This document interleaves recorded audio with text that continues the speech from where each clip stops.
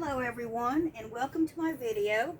My name is Carol Ladybug, Repurposing Garden Fairy, and this is part 2 of my how-to videos on paper mache mushrooms garden art. Now this is part 2. Yesterday I talked about how to get started, so I actually made some mushrooms with the paper mache, and what you'll need to do it is your shredded paper, and I don't just use the white copier paper, I use any kind of paper. I use junk mail, including the envelopes that have the clear little window in it. I shred those. Brown paper bags, sales flyers, store sales flyers. I've even been known to put pieces of aluminum foil to give a little glitter effect to the paper mache. Then the second ingredient is your dried used coffee grounds. And most people in the world, when they're done with their coffee grounds, they throw them in the trash. But if you're a gardener like me, you put them into the compost for your garden, and it's very beneficial for your plants. So first ingredient is your shredded paper. Second ingredient is your used dry coffee grounds. Then the third ingredient is you'll need something to bind those ingredients together, and we use white glue. It can be any kind of white glue of your choice. So your white glue, and then you'll need water, which I've already used because I've already mixed some in the blender. You'll need a blender to blend it. And I don't know if you can see this. Let's see if I can pull this off. I don't know if you can see, but that's what it looks like when you put your shredded paper, your used coffee grounds, your white glue to act as the binder, and water. So I've already blended. This is my second blender batch. And then when you're ready, what you do is you take your bowl, because we want it to look like a mushroom. Here's your bowl that looks like a mushroom. And remember, we talked about putting some kind of a plastic wrap, either a store plastic bag, or this is a plastic wrap, like saran wrap. Or if you prefer, or more convenient for you, just take a grocery store bag and put it in. And what you're going to do is you're going to make a barrier, so when you put your paper mache mashed pulp into the bowl, it won't stick to the bowl. It'll make it easier to remove it once it's dry. Okay, so we've done that, and I'll show you the next step. The next step was you need a bowl and a strainer. What we're going to do is we're going to portion out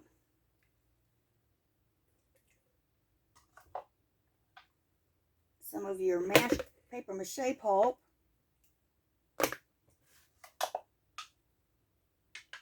and put it into the strainer and let it strain.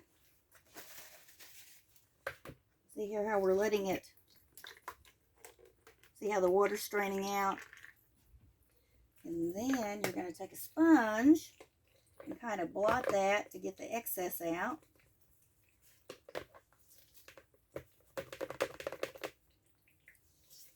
And then once you've let that do that for a little while, then you can go ahead and dump it into your plastic wrap bowl. I'm just going to show you real quick how this works. You put it in. If you've never made paper mache before, it's really easy. You just kind of push it around in there.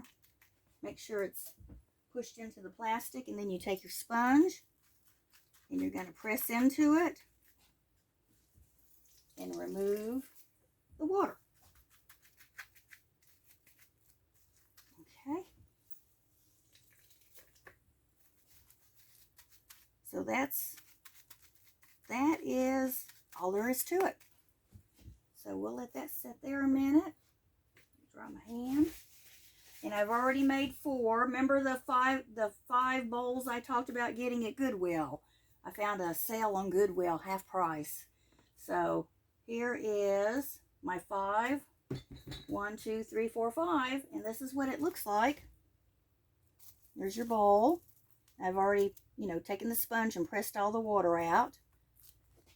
So, and you might even see little pieces of shredded paper. Here's some white and here's some red. And the coffee grounds. And the effect that I'm after is what I call faux rock or fake rock, so that it looks natural and it looks like it is stone. So there's 1, 2, 3, and 4 of my 5. And I was working, I will probably finish this after the video. And then what you have to do is you have to let them dry 24 to 72 hours, depending on the humidity in your area. It could take 24 to 48 hours, but if you're in a real humid area, like in the deep south, I'm in Tennessee, we have, a humidity factor, but not like if you were down along the Gulf Coast. So you might have to wait 72 days for it to dry.